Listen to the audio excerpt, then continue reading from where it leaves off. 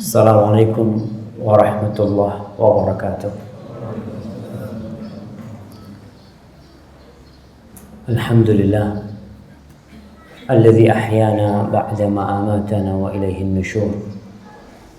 Segala puji bagi Allah Jalla Jalaluh yang telah menghidupkan kita setelah Dia mematikan kita dan kelak kepadanya tempat kembali. Allahumma salli wa sallim ala hadzal nabiyil karim wa ala alihi wa ashabihi ajma'in. Ya Allah, semoga salawatmu dan salammu senantiasa kau curahkan untuk hamba kekasihmu, untuk baginda Nabi kita Muhammad alaihi salatu wassalam, dan untuk keluarga beliau, untuk istri-istri beliau, untuk putra-putri beliau, dan untuk seluruh sahabat Nabi dan orang-orang yang meniti jalan mereka. Amma ba'd. Ma'asyiral muslimin wal muslimat rahimakumullah. Alhamdulillah, pagi ini hari Senin, tepatnya tanggal 24 Ramadan 1438 Hijriah, Allah masih memperkenankan bagi kita untuk berpuasa, untuk salat subuh berjamaah, dan untuk mengkaji tentang apa yang Allah turunkan di dalam Al-Quran Karim. Kita masuk ke panggilan Allah yang keberapa? Yang ketujuh. Siapa yang menyebutkan yang 6 itu anak kasih hadiah? Masih ada enggak hadiah? Kayaknya ketinggalan di mobil. Tapi nanti anak kasih. Yang fadhil. Yang pertama tentang yang pertama 6 kita kan? Udah belajar 6. Ya, yang pertama apa? Coba catatannya dibuka. Tentang etika beradab terhadap Rasulullah SAW. Yang kedua, sabar, meminta tolong dengan sabar dan sholat. Yang ketiga, makan yang halal dan bersyukur kepada Allah. Yang keempat, tentang qisas dalam pembunuhan atau memaafkan dan membayar diat. Nah, yang kelima tentang puasa, dan yang keenam wajibnya masuk Islam secara kafah, nanti hadiahnya diambil. Alhamdulillah, kita masuk ke yang ketujuh. Yang ketujuh ini di surat Al-Baqarah ayat 254 berkaitan dengan berinfak di jalan Allah sebelum mati. Allah berfirman, ya ayyuhalladzina amanu anfiqu mimma razaqnakum. Wahai orang-orang yang beriman, kalian berinfaklah dari apa yang kami rizkikan kepada kalian. Kembali kita ingatkan bahwa Allah memerintahkan kepada kita untuk berinfak. Sejatinya itu rezeki dari siapa? Dari Allah. Dan kita diperintahkan untuk tidak menunda-nunda infak. Rasulullah SAW pernah habis sholat subuh, tahu-tahu masuk rumah. Ditanya sama para sahabat, nggak seperti biasanya Nabi ini biasanya duduk sampai matahari terbit. Itu yang biasa dilakukan oleh Rasulullah SAW. Tapi ketika itu beliau langsung masuk rumah. Lalu beliau menceritakan kepada para sahabat bahwasanya di rumahnya itu ada harta yang harus dikeluarkan. Maka beliau mengeluarkan harta itu. Dan dari cintanya Allah kepada kita, Allah suruh.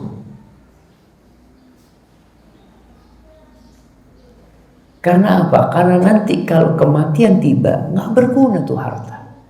Maka Allah katakan min qabli an ya'tiya yaumun la bai' fi wala khullah wala syafa'ah. Sebelum datang hari yang tidak berguna jual beli itu. Nggak ada di situ kau punya duit mau beli macam-macam, nggak ada. Orang mau jualan, nggak ada duit pada waktu itu. Yang ada hanya amalan.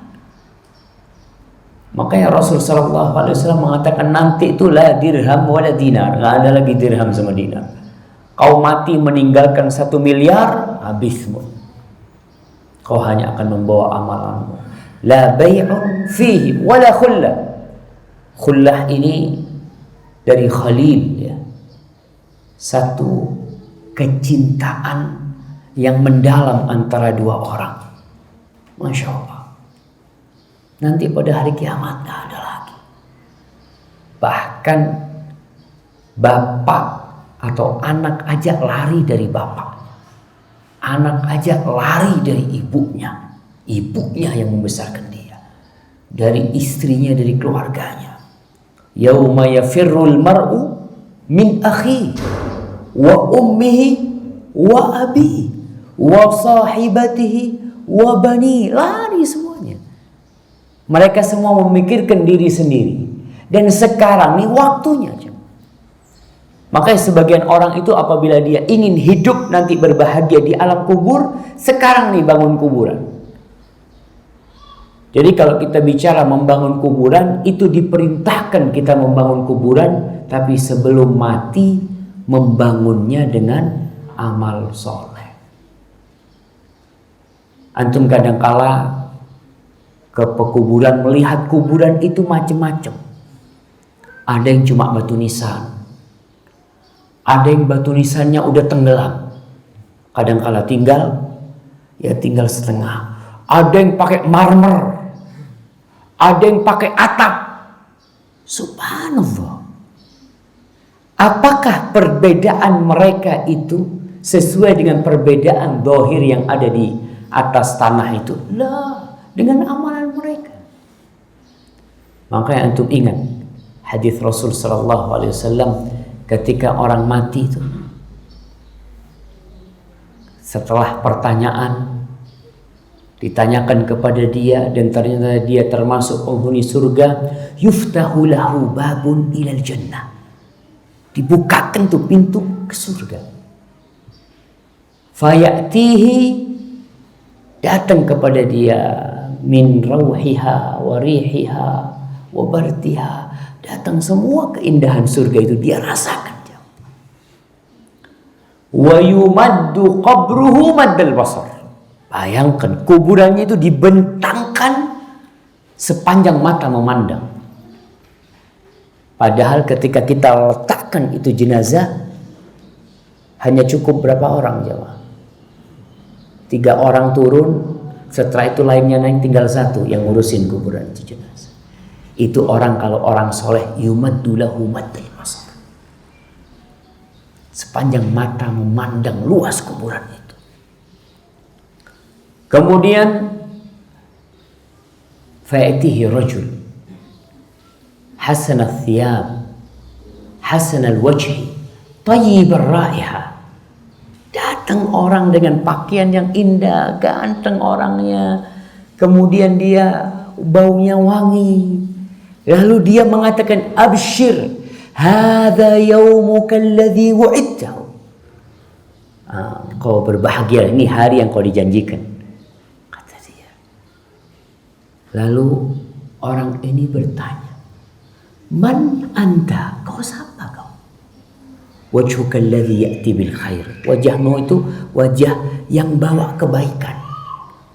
Kita tahulah jemaah, orang bawa kebaikan dengan bawa keburukan dari mana?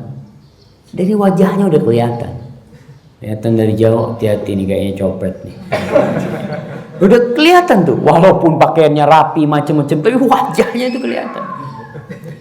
Tapi ada orang mungkin kulitnya hitam orang itu, pakaiannya biasa-biasa. Tapi kalau lihat dari jauh, ya Allah orang baik ini, orang baik.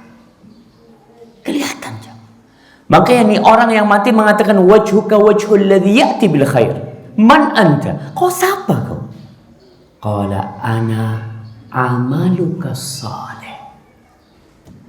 Aku adalah amal kebajikan. Apa yang terjadi ketika jenazah itu mendapatkan informasi seperti ini? Aku amal kebajikanmu. Dia memandang kuburannya luas, mendapatkan wanginya surga, sejuknya surga. Maka dia mengatakan kepada da'uni ubashiru ahli. Biarkan aku ingin kasih kabar keluarga aku. Kalau aku mendapatkan apa yang sudah Allah janjikan. Maka dikatakan uskun, nggak bisa udah kau sudah mati. Maka tuh Allah ingatkan kita, kau kalau mau bersedekah sekarang, nanti tidak ada persahabat, orang-orang itu akan lepas dari semuanya. Yang menemanimu, yang mendampingimu hanya amalanmu. Wala syafa'ah, nggak ada syafaat. Dan kita tahu syafaat itu ada yang ditetapkan dan ada yang dinafikan. Syafaat yang ditetapkan adalah syafaat yang diberi izin oleh Allah dan untuk orang-orang yang diridhai Allah. Adapun orang-orang yang tidak diberi izin dan tidak diridhai Allah, maka tidak ada syafaat. Wal kafirun humuz zalimun. Dan orang-orang kafir adalah orang-orang yang zalim. Kafir itu ada dua. Ada kafir ingkar kepada Allah, kepada agamanya, baik secara keseluruhan atau sebagian, menolak syariat Allah, itu adalah kekufuran. Ada kafir nikmat, orang yang tidak mau bersedekah, yang pelit untuk memberikan nafkah, maka dia termasuk kafir apa? Kafir nikmat. Kau buat apa tuh dikasih duit kalau bukan untuk disedekahkan? Mau ditumpuk? Baik, ini yang ke-7. Yang ke-8 masih ada kaitannya. Di Al-Baqarah ayat 264, 10 ayat setelah ayat tadi. Ya, yang tadi 254. Yang ini 264. Berkaitan dengan orang bersedekah, tapi sedekahnya nggak ada gunanya. Supaya kita tahu nih, beramal ini tidak hanya yang penting beramal. Karena terus terang di masyarakat kita banyak orang yang punya pandangan mungkin kurang tepat. Dia mengatakan, Ustadz, yang penting kan sholat, Ustadz. Yang dibicarakan itu orang yang nggak sholat lah. Oh, ini sudah sholat, alhamdulillah. Betul, kita bersyukur nih. Allah memerintahkan orang sholat, kemudian orang itu sholat, alhamdulillah. Allah memerintahkan orang itu mengeluarkan hartanya di jalan Allah, udah dikeluarkan, alhamdulillah. Tapi ada sesuatu yang membatalkan sedekahmu.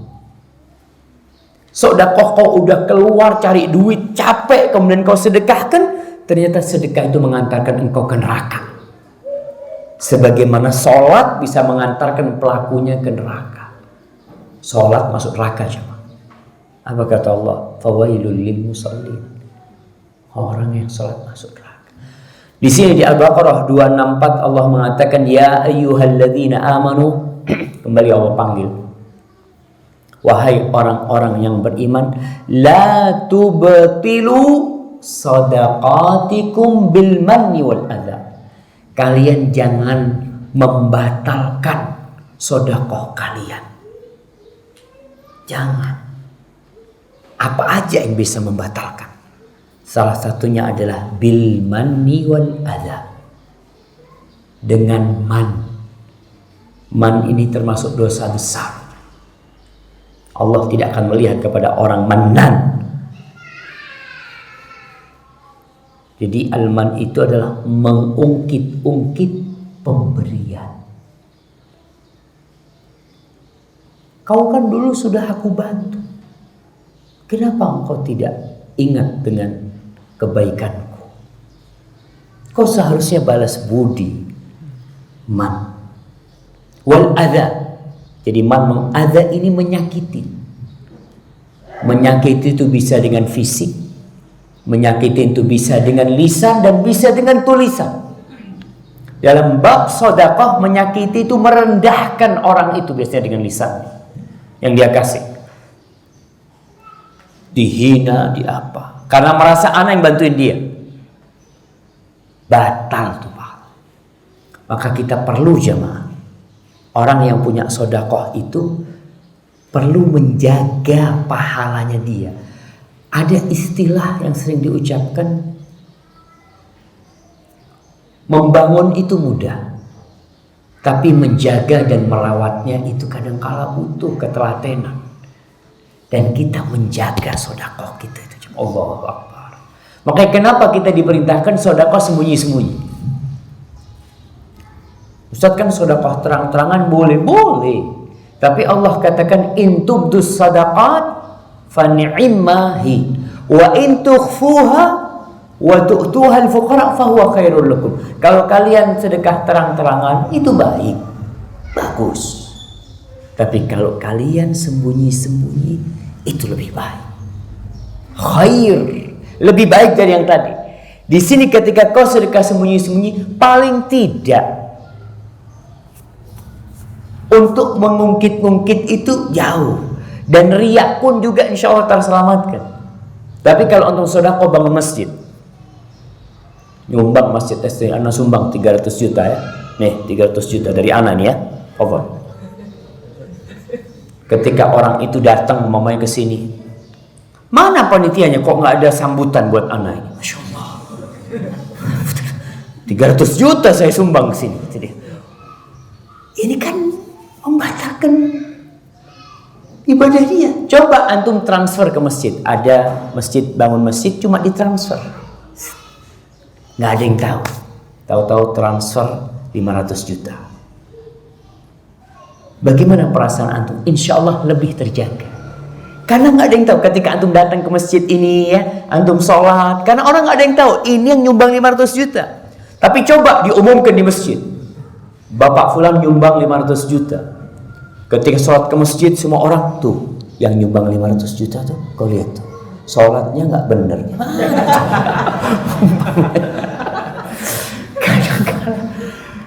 Iya. Jadi usahakanlah kita berusaha untuk tidak mengungkit-ungkit, akhirnya kita membatalkan ibadah sedekah kita. Butuh keikhlasan. Tadi itu Ustaz Muhammad membacakan di rakaat kedua perintah Allah, wa ma umiru illa liya'budullaha mukhlishina lahuddin hunafa wa yuqimus shalah wa yu'tuz zakah. Lurus kita melaksanakan itu, bukan sekedar beramal tapi ikhlas lillahi ta'ala. Lalu Allah kata kalladzi yunfiqu malahu ria'an nas. Nih, kau membatalkan dengan omongan, kau tidak riak mungkin, tapi kau mengungkit-ungkit, engkau menyakiti dia. Itu seperti orang yang menginfakkan hartanya ria'an nas, hanya untuk dilihat orang, wala yu'minu billahi wal yaumil akhir, dan tidak beriman kepada Allah dan hari akhir. Sedangkan kau itu beriman. Kan Allah panggil ya ayyuhalladzina amanu. Masa kau seperti mereka? Seperti orang-orang munafikin yang ketika mereka melihat orang Islam sedekahnya sedikit, mereka ngomongin. Orang-orang munafikin itu kalau lihat orang Islam sedekah sedikit, adulah sedikit buat apa dia sedekahkan? Mungkin dia makan sama keluarganya cukup. Kalau banyak, riak ini kan. Jadi nggak ada benernya. Itu orang-orang munafikin. Kau jangan seperti mereka. Kamathali Safwanin alaihi turab. Allah contohkan seperti Safwan. Safwan itu batu cadas, batu. Alaihi turab. Kadang-kadang antum melihat di atas batu itu ada tanah. Batu beberapa gunung itu batu cadas yang dilapisi ada tanahnya. Ada tumbuhan di situ. Fa asabahu wabilun. Tapi karena memang dasarnya itu cadas, ketika datang hujan yang deras, itu pohon dan tanahnya terkikis semuanya. Kira-kira ada yang tersisa. Fatarakahu salda. Ada. Jadi amalan itu sama sekali tidak membekas di dia. Nggak ada pahalanya buat dia.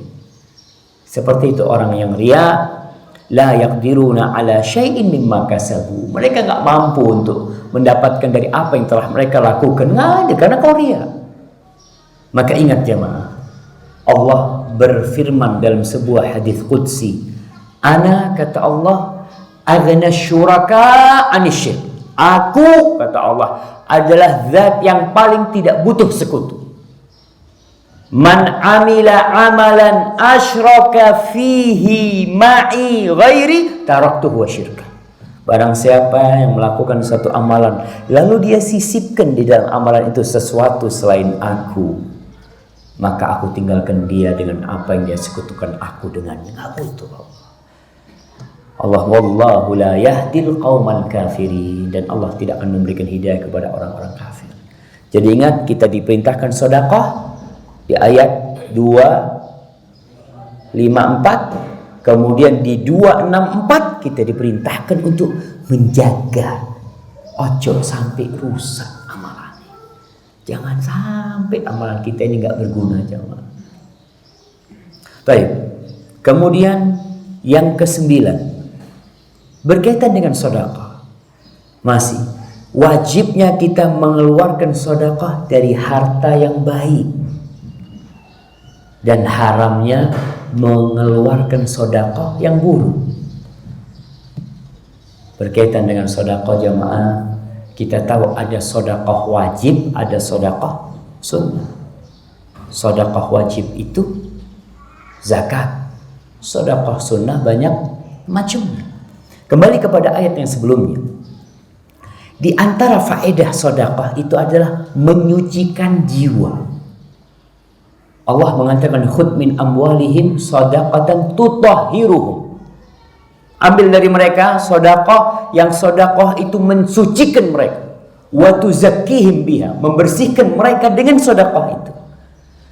Tapi ternyata ada orang-orang yang sedekah jiwanya tidak suci, hatinya tidak bersih, gara-gara 3 hal yang tadi kita sebutkan. Apa? Mengungkit-ungkit, menyakiti, lalu yang ketiga riya.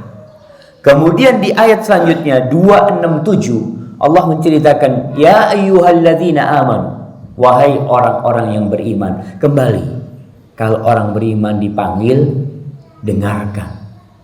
Anfiqu min thayyibati ma kasabtum. Kalian keluarkan tuh, nafkahkan dari yang baik-baik dari hasil kerjaan kalian. Kira-kira orang sedekah dari hasil korupsi, alhamdulillah Ustaz, saya sudah keluarkan zakatnya. Insyaallah. Bapak korupsi berapa? Nggak banyak sih, cuma 10 miliar Ustaz. Tapi itu zakatnya banyak Ustaz. 10 miliar berapa zakatnya jemaah? 250 juta. 250 juta Ustaz, saya alhamdulillah bisa memberikan ke fakir miskin, ya Masya Allah. Nggak, Allah nggak minta dari sana. Innallaha thayyibun la yaqbalu illa thayyiban. Allah itu maha baik dan tidak akan menerima kecuali yang baik. Allah perintahkan kita tuh untuk mengeluarkan zakat dari apa yang kita hasilkan. Di sini ada dari kerjaan kita ada zakat mal. Wa mimma akhrajna lakum minal ardh. Dan dari apa yang kami keluarkan buat kalian. Ini zakat apa? Perkebunan dan pertanian. Ada tuh zakatnya juga. Kalian keluarkan. Dan Allah sebutkan dalam urusan harta, mimma razaqnakum. Dan dalam urusan zakat pertanian dan perkebunan kata Allah, wa mimma akhrajna lakum minal ardh. Dan dari apa yang kami keluarkan buat kalian dari bumi. Ingat, tuh bisa tumbuh, siapa yang keluarkan? Allah. Jadi supaya petani ini sadar, ketika dia sukses, tuh Allah yang bikin dia sukses. Jangan lupa kau keluarkan. Wa atu haqqahu yawma hasadih. Dan keluarkan hanya ketika kau panen. Dan dari apa yang Allah keluarkan kita dari bumi itu, kita wajib mengeluarkan zakat. Ada juga zakat rikas, zakat barang temuan bumi, ya. Zakat emas dan perak itu ma'ruf. Lalu Allah katakan, wala tayammamul khabitha minhu tunfiqun walastum biakhidhihi illa an tughmidu fi. Kalian ketika mengeluarkan zakat, ketika mengeluarkan sedekah, jangan dicari yang jelek. Kita bicara zakat kambing. Zakat kambing berapa jemaah? Setiap 40 1 ekor kambing. Ketika waktu mengeluarkan zakat, itu tuh kayaknya udah mau mati itu ya, ini zakatnya. yang sudah kayaknya ini sudah sakit-sakitan. Iya, fadl Pak, ini zakatnya Pak. Masya Allah. Lah, kalian kalau dikasih mau nggak? Mungkin kalian mau, tapi iya mau gimana lagi juga dikasih kan. Kan orang kadang-kadang dikasih itu jemaah. Dan ini kita lihat, sebagian orang kalau sedekah itu baju bekas yang dia sudah tidak mau pakai. Atau sebagian sedekah makanan yang sudah mau rusak, udah basi, mau disedekahkan. Kemana selama ini makanan itu? Kau taruh di kulkas berhari-hari ketika masih fresh dan kau tidak makan. Ketika sudah mau bau, aduh ini daripada bau ya, kayaknya sudah mulai ini, kasihkan tetangga, bismillah. Kita kan disuruh berbuat baik sama tetangga. Allahu Akbar. Allah katakan wala tayammamul khabith minhu tunfiqun walastum biakhiri. Kalian enggak akan ngambil tuh kecuali kalian. Allahu Akbar. Ana pernah dapat kiriman video pendek. Video pendek ada orang mau sedekah sama tukang kayunya atau apalah, ana lupa, pokoknya pembantunya atau apa, dia sedekah tuh. Dia sedekah dibungkus di koran, sarungnya udah sobek coba. Sarungnya udah sobek. Kayaknya udah mau lebaran apa dikasih. Akhirnya orang yang dikasih sarung dalam bungkusan itu, dia ngelihat kayaknya ada orang lain yang membutuhkan. Dia kasihkan. Tanpa dia tahu di dalamnya itu apa. Ini dari baiknya orang miskin tadi. Lalu sama orang miskin dikasihkan ke orang, muter. Akhirnya sampai ke orang yang orang ini kepingin berbuat baik kepada tuannya. Dia datang, Pak, alhamdulillah saya bisa kasih hadiah buat Bapak. Oh iya makasih. Dibuka sarung dia, muter sampai ke dia. Sobek. Artinya dia udah nggak mau sama itu jemaah. Baru dia berikan. Maka usahakan jemaah. Nggak apa-apa, ada baju layak pakai kita berikan. Nah, nggak masalah kita berbagi sama mereka. Tapi masih layak pakai. Kalau sudah layak jadi serbet, ya jangan dikasihkan lah. Karena mungkin kita juga akan menyakiti perasaan orang itu. Sama Allah udah nggak boleh kita nyakitin perasaan orang itu. Maka perhatikan hal itu. Wa'lamu annallaha ghaniyyun hamid. Masya Allah. Ketahuilah nih, ayat ini ditutup dengan dua nama Allah. Yang pertama nama Allah Ghani. Ghani itu yang maha tidak butuh, maha kaya. Kalau ada orang kaya masih kepingin harta, itu disebut kaya apa miskin? Miskin. Orang punya harta, alhamdulillah, di berangkas besinya ada uang 2 miliar, mobilnya ada 3, rumahnya ada 7, orang kaya raya.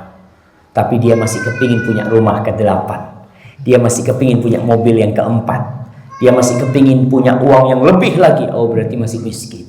Ya, makanya Allah katakan antumul fuqara ilallah, kalian itu miskin. Dan Nabi menekankan laisal ghina an kathratil arab. Ghina itu bukan dengan banyaknya aset, dengan banyaknya harta benda lah. Walakinnal ghina ghinan nafas. Kekayaan yang sebenarnya kekayaan jiwa. Allah itu ghani. Artinya ketika engkau bersedekah, Allah itu nggak butuh sama sedekahmu. Yang butuh siapa? Kau yang butuh sama sedekah. Dan ana subhanallah jemaah, ada satu orang bantu kita untuk biaya masjid ini selama 1 tahun, listriknya ya, perawatannya. Terus terang, ana telat ngasih tahu dia karena ada beberapa urusan sehingga telat. Ana ngomong minta maaf bang, kata dia, ana belum bisa ngirim berapa kebutuhan masjid kita, ana minta maaf. Dia apa kan, Ustaz, yang butuh itu ana bukan Ustaz. Dia mengatakan itu. Kalau Ustaz nggak terima duit ana, mau ana kemanakan duit Ustaz? Ini ketika orang sudah berpikir seperti itu, bahwa ketika dia sedekah sebenarnya dia sedang berbuat baik kepada diri sendiri, bukan kepada orang. Allah mengatakan in ahsantum li anfusikum. Kalau kalian berbuat baik, Kalian sebenarnya berbuat baik sama siapa? Sama diri kalian sendiri. Maka di sini Allah itu ghani, Allah itu nggak butuh. Bahkan ketika berbicara tentang haji, apa kata Allah? Haji ibadah yang keluar duit banyak, meninggalkan keluarga, meninggalkan dunia mereka, berangkat ke Mekah. Allah mengatakan walillahi 'alan nasi hajjul baiti man istata'a ilaihi sabila wa man kafara fa innallaha ghaniyun 'anil 'alamin. Itu wajib haji yang mampu. Kata Allah, yang kafir, yang nggak mau berangkat haji, nggak mau datang ke rumah Allah, Allah itu tidak butuh dengan alam semesta. Jangan dipikir Allah butuh kedatanganmu, labbaik Allahumma labbaik, butuh dengan keberadaanmu di Mekah, nggak butuh. Maka Allah tutup ayat ini supaya kita sadar, yang mau sodakoh ini milih dia yang baik kalau bisa. Dan Allah katakan lan tanalul birra hatta tunfiqu mimma tuhibbu. Kalian tidak akan mencapai bir, puncak dari kebaikan, sampai kalian menginfakkan dari apa yang kalian cintai. Kalau ini memang udah gak suka dia, kenapa dia sedekahkan? Karena sudah tidak suka. Kalau masih suka, apa dia sedekahkan? Enggak. Dia udah gak suka. Maka usahakanlah kita jemaah, ketika bersedekah, pilih sesuatu yang masih baik dan layak dipakai. Kalau itu pakaian, kalau makanan dan layak dimakan buat mereka. Dan jangan menumpuk makanan di dalam kulkas. Ana sering kali mengingatkan kepada istri ana, ya kita kadang-kala jarang melihat kulkas jemaah. Kita tahunya sudah tersajikan gitu kan. Tapi kadang-kala ana buka kulkas, ya ana lihat, ana ngomong ini kok sampai membusuk. Kadang-kala ana ada buah ya, sampai membusuk. Ini ana ngomong kalau nggak dimakan bagikan dia. Tapi udah busuk, udah telat kan. Makanya jangan sampai kita telat bersedekah. Pertama, kita akan dihisab tuh. Mubazir tuh, kau beli sampai busuk nggak dimakan dan kau tidak bagikan kepada orang. Padahal kau bisa. Maka tolong yang seperti itu diperhatikan. Jangan sampai kita tadzir, israf, padahal kita bisa membantu orang lain. Seharusnya kita dapat pahala. Maka sering-sering bapak-bapaknya ini yang punya istri datang ke dapur. Buka tuh, serai, tidak ada apa-apa. Ya kalau nggak ada apa-apa, alhamdulillah, berarti habis semua dimakan kan, barokah itu jemaah. Baik, Allah tutup dengan Ghaniyun Hamid, Allah maha terpuji. Dalam segala hal Allah itu maha terpuji. Dan kita tahu tatkala kita sholat, apa kata kita? Sami Allahu liman hamidah, Rabbana. Semuanya buat engkau ya Allah, namanya pujian semuanya. Alhamdulillahirabbil alamin. Al dalam ayat ini lil istighraq, yang mencakup semua macam pujian. Pujaan itu hanya milik Allah SWT. Maka antum jangan minta dipuji, nggak pantas antum. Apa yang antum, kenapa antum minta dipuji? Karena sedekah. Baik, yang ngasih harta antum siapa? Ya Allah. Yang menggerakkan hati antum untuk bersedekah, ya Allah. Terus siapa yang pantas dipuji? Ya Allah. Kalau gitu, cuma ada orang yang zalim terhadap dirinya ketika dia minta dipuji dan minta disanjung, padahal sejatinya semua kebaikan itu dari Allah. Maka banyak-banyak memuji Allah Subhanahu wa taala. Baik, yang ke-10, karena kita janji mau selesaikan pagi ini jemaah. Yang surat Al-Baqarah ya, ada 11, alhamdulillah tinggal 2. Yang ke-10 ini tentang riba. Allah berbicara sedekah, Allah berbicara juga tentang riba. Karena riba ini kan babnya cari untung. Sedekah babnya juga cari untung. Tapi beda nih. Subhanallah, di Al-Baqarah ayat 278 sebenarnya mulainya dari 75 aja. Iya. Ketika Allah menceritakan alladzina ya'kuluna riba, orang-orang yang makan riba, la yaqumun, mereka ketika dibangkitkan dengan kondisi seperti orang yang kesurupannya. Nah, kemudian di ayat 278 setelah Allah berbicara tentang hukum riba, lalu Allah memanggil kita yang beriman. Allah mengatakan ya ayyuhalladzina amanu. Ini setelah penjelasan hukum riba. Orang-orang kafir beranggapan riba itu sama aja dengan jual beli. Mereka mengatakan innamal bai'u mithlur riba. Lalu Allah mengatakan wa ahallallahu al-bai'a wa harrama riba. Allah katakan Allah menghalalkan jual beli dan mengharamkan riba. Anak kemarin di Jakarta ditanya, Ustaz, apa sih yang menyebabkan riba itu nggak boleh? Ternyata dia itu S2 manajemen bisnis, manajemen ekonomi lah dia cerita. Dia katakan, Ustaz, yang kita pelajarin dari S1, S2 semuanya itu adalah ekonomi berbasis riba. Jadi selalu dalam pembelajaran ekonomi itu kita harus pinjam sama bank. Bahkan kita itu disebut itu namanya cost of money. Disebutkan tuh berapa biayanya pinjam ke bank. Itu dihitung. Dan ada di benak kita tidak mungkin sukses kecuali dengan riba. Itu ditanamkan di kita. Bahkan kalau ingin sukses disuruh berhutang. Kalau ingin sukses, kenapa? Agar kau semangat, agar kau nggak bisa tidur malam, mikirin bayar utang. Soalnya kalau nggak punya utang kan enak tidurnya jemaah. Jadi tidak termotivasi untuk bekerja apa. Nah, itu yang ada. Maka dia ditanya sama anak. Sempat anak mikir apa? Oh, akhirnya anak ingatkan dia. Begini bang. Utang piutang dalam Islam itu asasnya membantu. Asasnya utang piutang itu membantu. Kalau sudah asasnya berubah jadi mencari keuntungan, nanti babnya beda. Masuk bab mudharabah, murabahah. Babnya itu bagi hasil. Kalau kau memang mau minjemin, mau cari untung, oke, kita babnya beda nih.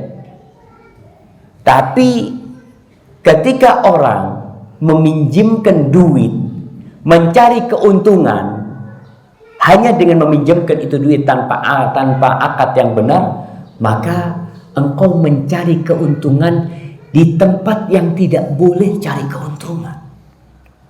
Karena bab utang piutang itu al-ihsan, membantu. Babnya dagang, mencari keuntungan. Ketika orang-orang musyrikin menyamakan jual beli itu sama dengan riba, kata mereka, aku punya uang 1 juta, uang 1 juta nih, aku belikan barang, aku belikan HP, lalu aku jual 1,5 juta. Boleh nggak? Boleh. Lalu apa bedanya? Aku punya uang 1 juta, aku berikan ke fulan, kau pinjam nih, kau bayar 1,5 juta. Kan sama. Anak modalnya sama 1 juta, keuntungannya sama 500. Terus apa bedanya? Allah katakan wa ahallallahu al-bai' wa harrama riba. Allah halalkan yang kau jual beli dan Allah haramkan yang riba. Karena tadi asasnya jual beli itu memang cari untung. Tapi asasnya mengutangi itu membantu. Ketika kau akadnya sudah cari untung, akadnya murabahah, kau harus siap rugi. Karena namanya jual beli itu ada untung, ada rugi. Kalau kau sudah mau akad mudharabah, bagi hasil umpamanya sudah, kau umpamanya ngasih uang aku 1 miliar, aku buka usaha toko, tahu-tahu tokonya kebakaran. Engkau nggak boleh minta tuh duit. Karena kau selama ini memang mau cari untung sama aku kan. Kan kita bagi hasil. Tapi kalau kau ngutangin aku tanpa cari untung, aku wajib mengembalikan 1 miliar karena akadnya memang pinjam. Maka yang terjadi tidak. Mereka cari untung lewat utang piutang. Maka Allah katakan nih, ya ayyuhalladzina amanu taqullah wa dharu ma baqiya minar riba in kuntum mu'minin.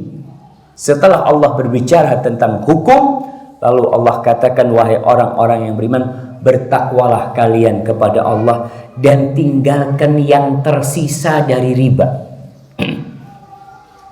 Artinya ketika ayat hukum riba itu turun, banyak orang Islam yang terjebak dalam riba. Paman Nabi Abbas itu juga pelaku riba ketika sebelum diharamkannya. Kan kita tahu hukum dalam Islam ini berperiode, bukan berevolusi, berjangka, ada Bertahap, bertahap, masya Allah, jazakallah khair. Ini anak cari dari tadi mah. Bertahap. Jadi ketika diharamkan nih, riba itu sebagian umat Islam masih terjebak dalam riba, dan sebagian di antara mereka masih nyaman dengan riba. Apa nggak nyaman jam? Antum kipas-kipas, datang fulus. Dan riba ini membunuh ekonomi sebuah negeri. Ketika orang-orang kaya tidak mau buka usaha, dia depositkan duitnya. Kira-kira jalan nggak negeri itu? Nggak jalan. Semuanya takut. Anak kalau putar duit anak nanti ada ruginya. Kalau depositkan pasti untung, kata dia. Iya pasti untung, kecuali banknya yang kabur. Habis duitnya dibawa pulang. Tapi yang jelas persentase keuntungan itu besar. Ketika orang-orang takut untuk berusaha, dia hanya menyimpan duit untuk mendapatkan rente, ribanya itu, maka ekonomi sebuah negeri tutup. Maka Allah katakan, wadharu ma baqiya minar riba. Tinggalkan dari sisa-sisa riba yang tersisa. In kuntum mu'minin. Awalnya dipanggil wahai orang-orang yang beriman. Ayatnya ditutup, kalau kalian beriman. Ini tantangan dari sang pencipta kepada hamba-hambanya. Kalau kalian beriman, kalian tinggalkan tuh riba. Dan kalian mengaku beriman. Buktikan kalau kalian beriman. Maka ucapan Allah, in kuntum mu'minin, ini agar kita membuktikan kalau kau memang beriman, kau tinggalkan riba. Tapi kenapa jamaah di negeri kita banyak orang melakukan riba dan merasa tidak dosa, merasa kayaknya nggak berdosa, bahkan dia merasa nyaman melakukan riba itu karena faktor ilmu. Yang pertama, mungkin pernah ada seorang datang ke rumah ana mau pinjam duit. Anak waktu itu nggak punya duit. Dia ngomong, Ustadz, kita ini, dia bawa temennya. Dia itu gadaikan sepeda motor. Lalu dia pinjam duit. Dia ingin tembus, dia ingin terlepas dari riba. Ini, itu. Kalau Ustadz nggak bantu, mungkin dia pinjam riba lagi. Macam-macam dia ngomong kayak gitu. Lalu anak ceritakan supaya orang ini, soalnya omongannya sangat gampang. Kalau nggak dibantu mau pinjam riba lagi. Ana sampaikan kepada dia beberapa hadis tentang haramnya riba. Salah satunya adalah dirhamun riba ya'kuluhu ar-rajul wa huwa ya'lamuhu ashaddu min 36 zanya. 1 dirham riba yang dimakan oleh orang, dan dia tahu itu riba. Dia tahu, artinya dia punya ilmunya. Itu lebih dahsyat, lebih parah daripada 36 kali berzina. Bayangkan. Kenapa Nabi itu mewanti-wanti? Karena orang meremehkan hal itu. 36 kali berzina, bayangkan. Kalau orang dikatakan berzina, engkau berzina, na'udzubillah, ya Allah, mudah-mudahan aku dan anak keturunanku diselamatkan dari zina. Riba, ya apalagi sudah. Nah, ketika ngomong riba, dia itu biasa gitu loh jamaah. Seakan-akan remeh. Padahal lebih parah dari 36 kali berzina. Dalam hadis lain, ar-riba salasun au ithnani wa sab'una bab. Adnaha. Dosa riba itu 70 lebih. Tingkatannya tuh yang paling rendah seperti anak yang menzinai ibunya, bayangkan. Alhamdulillah min dzalik jamaah. Maka Allah mengingatkan, in kuntum mu'minin, jangan main-main sama riba. Umat Islam jadi hina, terhinakan, dikuasai oleh musuh-musuhnya gara-gara riba. Pesan Rasul sallallahu alaihi wasallam, idza tabaya'tum bil 'inah wa akhadtum adhnabal baqar wa raditum biz-zara' wa taraktumul jihad sallatallahu 'alaikum dhullan la yanzi'u hatta tarji'u ila dinikum. Tuh, kalau jual beli kalian sistemnya inah, riba yang terselubung. Para ulama menjelaskan riba terselubung ini karena masyarakatnya masyarakat muslim yang mereka menolak riba, sehingga melakukan riba dengan cara sembunyi-sembunyi. Itu jamaah. Itu aja Allah kasih kehinaan. Bagaimana yang terang-terangan melakukan riba dan merasa nggak dosa lagi. Allah akan timpakan kehinaan kepada kalian yang tidak akan dicabut sampai kalian kembali kepada agama kalian. Salah satunya nih, di surat Al-Baqarah ayat 278 Allah mengingatkan kita untuk meninggalkan riba. In kuntum mu'min, kalau kalian beriman. Allah tidak cukup di sini masalah riba. Selesai enggak? Allah mengancam, fa in lam taf'alu. Kalau kalian tidak melakukan itu, tidak berhenti melakukan riba, tidak berhenti makan riba, tidak berhenti bermuamalah dengan riba, fa'dzanu biharbin, maka kalian terima pengumuman itu. Ada pengumuman buat kalian. Pengumuman apa? Perang. Minallahi wa rasulih. Allah mengumumkan perang dan rasulnya. Nggak main-main jemaah. Riba ini Allahu Akbar. Wa in tubtum, tapi subhanallah, ini rahmat Allah.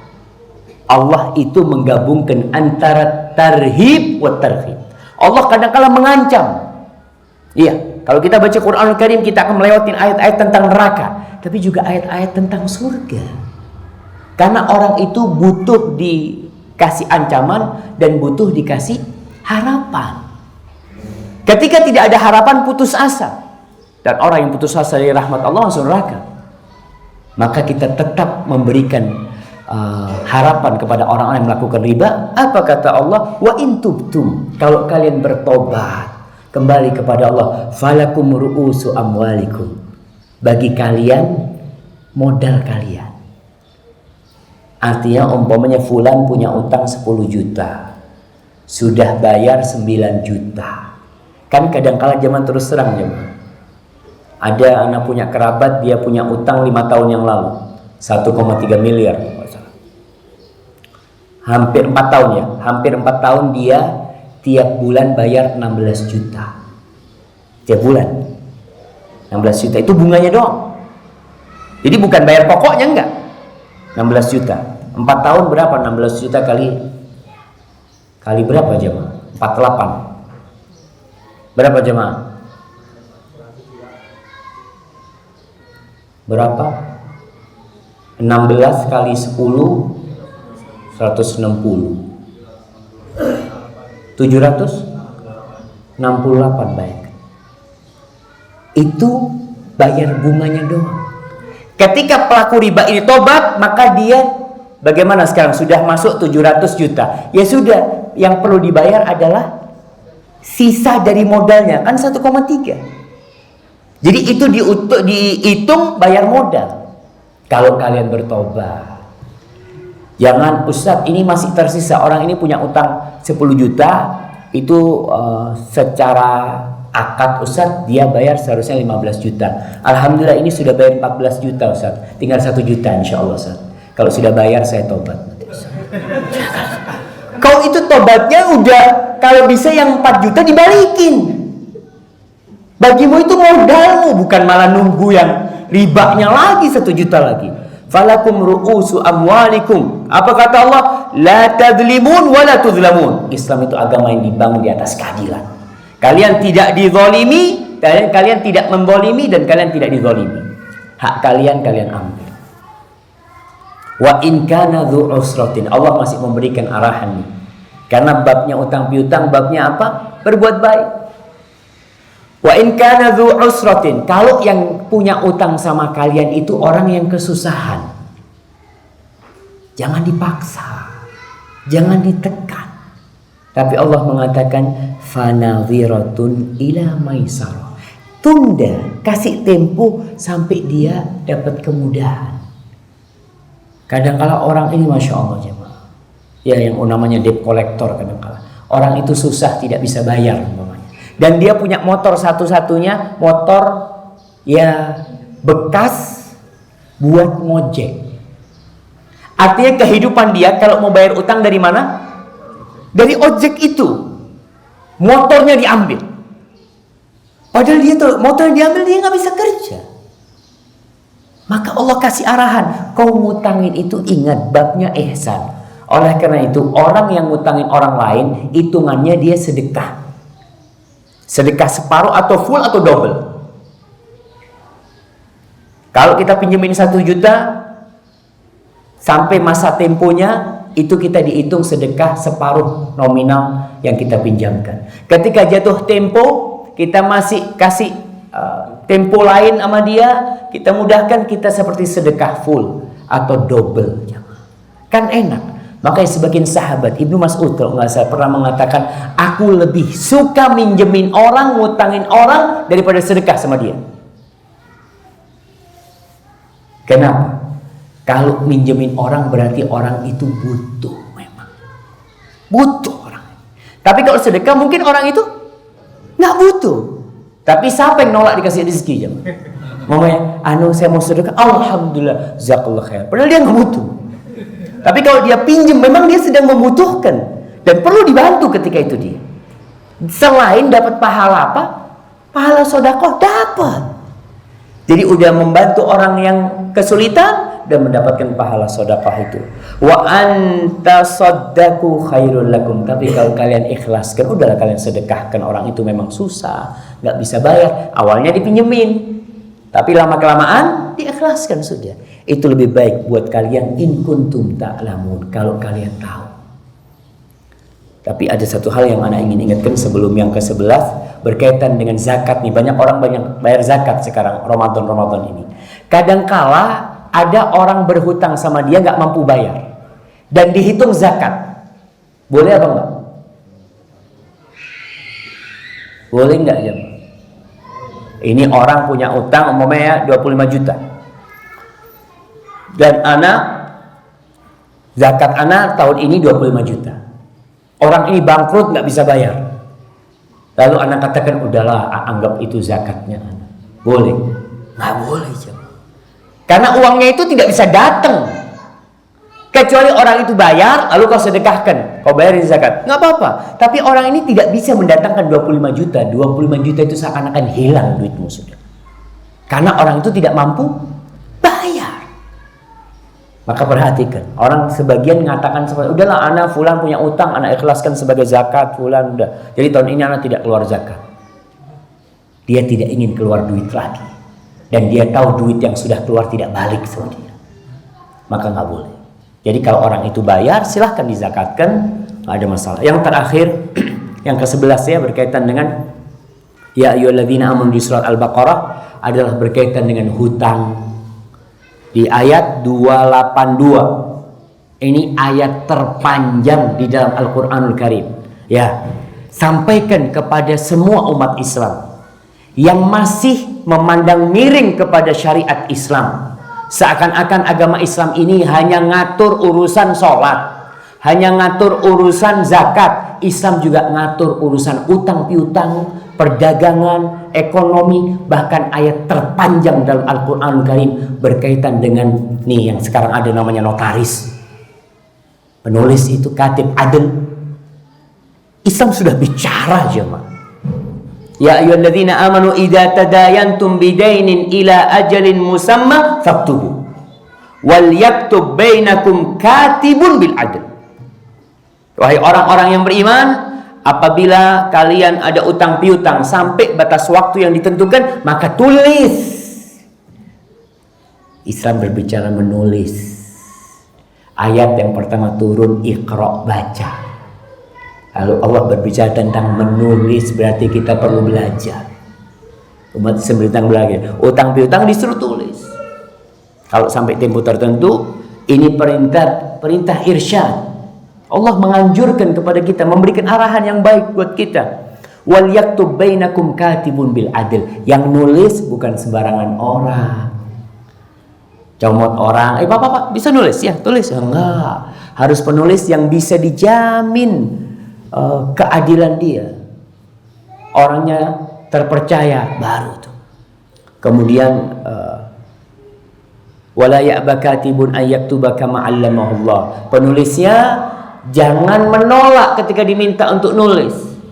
Dia dikasih ilmu bisa nulis, ya bantu saudaranya menulis.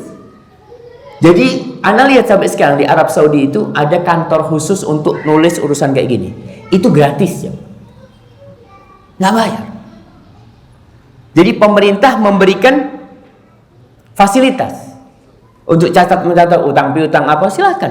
Masuk ke kantor, nggak ada biaya sama sekali. Yang ada ngantri karena memang kantornya banyak yang datang ke sana. Maka orang itu kalau bisa nulis, fadl. Kalau kau memang sudah menjadi pekerjaan, tafadhol. Allah mengatakan wal yaktub wal yumlil ladzi 'alaihi al-haq wal yattaqillaha rabbah wa la yabkhas min syai'an. Antum baca sampai terakhir nih karena waktunya sudah terakhir. Cuma yang anak ingin ingatkan, dalam Islam itu urusan jual beli, urusan utang piutang dibicarakan. Jadi Islam bukan hanya ngurusin urusan sholat di masjid. Islam ini agama dunia dan akhirat. Semua urusan dunia sampai masuk toilet. Antum cari sebuah aturan di muka bumi ini yang berbicara tentang masuk toilet harus pakai kaki atau dianjurkan pakai kaki kiri, keluar pakai kaki kanan. Kalau mau buang hajat tidak menghadap ke kiblat, tidak memilih kiblat. Di aturan mana ada?